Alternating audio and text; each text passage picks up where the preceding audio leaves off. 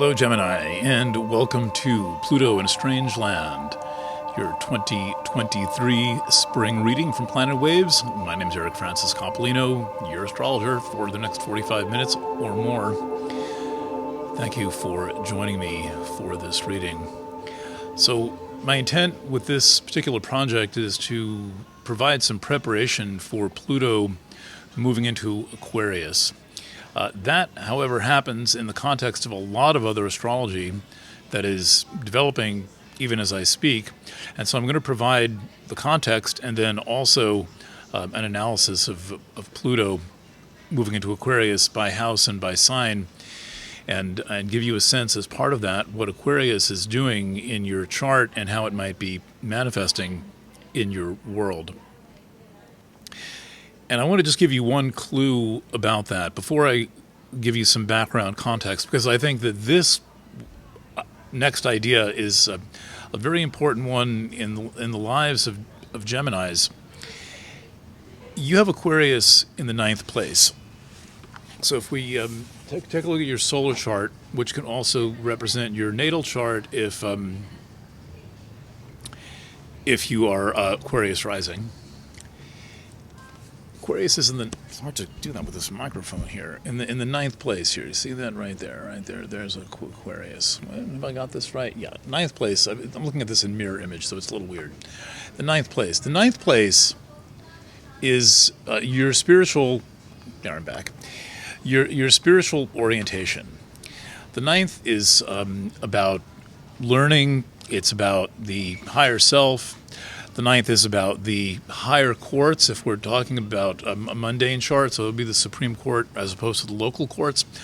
But it's also your spiritual orientation. It's a natural picture of where you just gravitate in terms of your, let's say, without anyone having said anything to you, what your relationship to Source would be.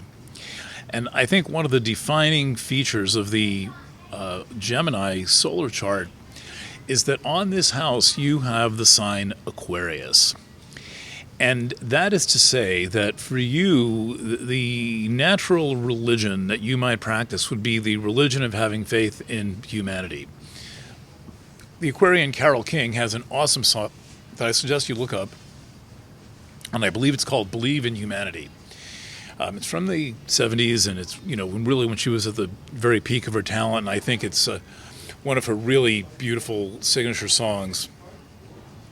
And what she's saying is that's all she really needs to do, and what she's not willing to give up, despite the really troubled times she was witnessing in that era, is that she needs to have faith in the human race.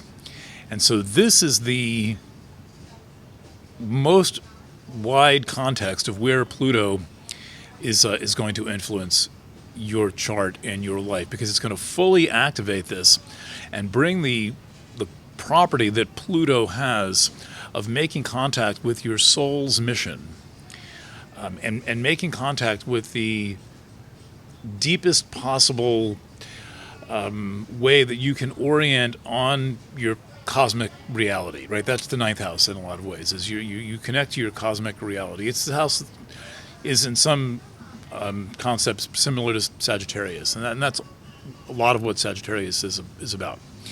Okay, so keep that in mind, and now let's go through some of the more immediate and then also medium range contexts that are present in your life right now.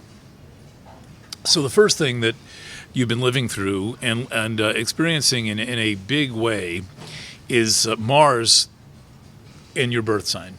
So we're right at the end of this. Mars changes signs on the 25th of March. It's been in Gemini since the 20th of August, and this is tense. It's partly tense because Mars usually moves much more quickly than it is moving now.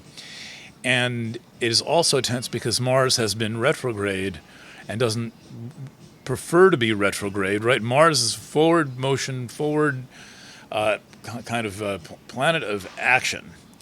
And then there is the matter of the energy field of of Gemini, really any air sign, but of Gemini in particular, being a bit fragile or sensitive to such a hot and dominating influence as Mars.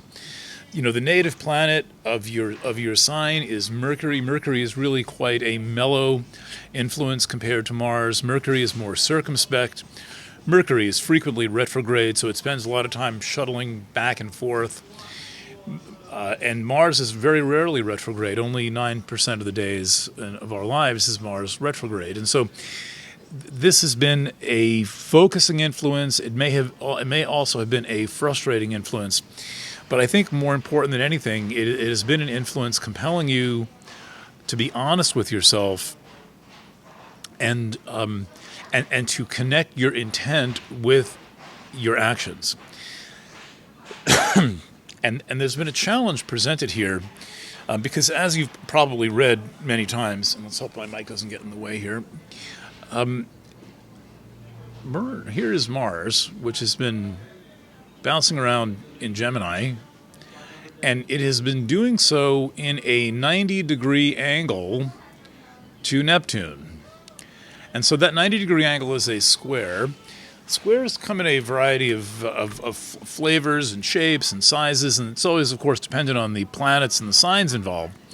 But one of the most challenging squares in all of astrology is the square between Mars and Neptune. It is a square that calls for extra attention paid to your integrity. People who have this know that they have a special assignment.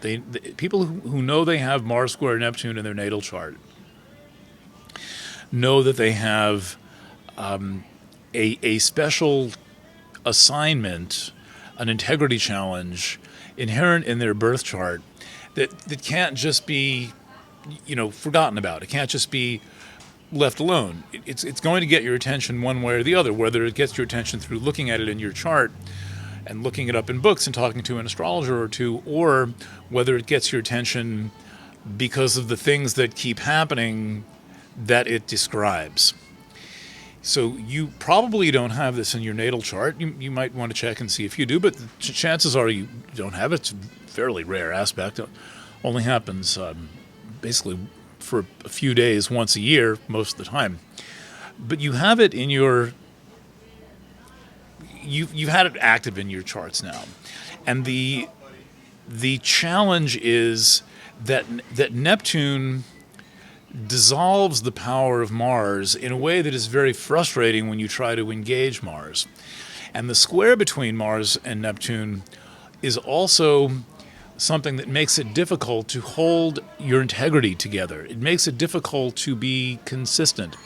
And it can come with a self-destructive quality to it. And adding to all of that, there can be a sense of being kind of bogged down. I mean, that Mars retrograde in one's own sign is more than enough for that. Now, fortunately, Mars went direct around the 10th or 12th of January earlier this year, and then it's been recrossing the degrees where it was retrograde. And then the last thing it's going to do, which happens on the 14th, or happened, depending on when you're listening, on the 14th of March, is it's going to make that third and final square, not only to Neptune, but also a triple conjunction of Mercury, the Sun, and Neptune. And here's where the plot thickens.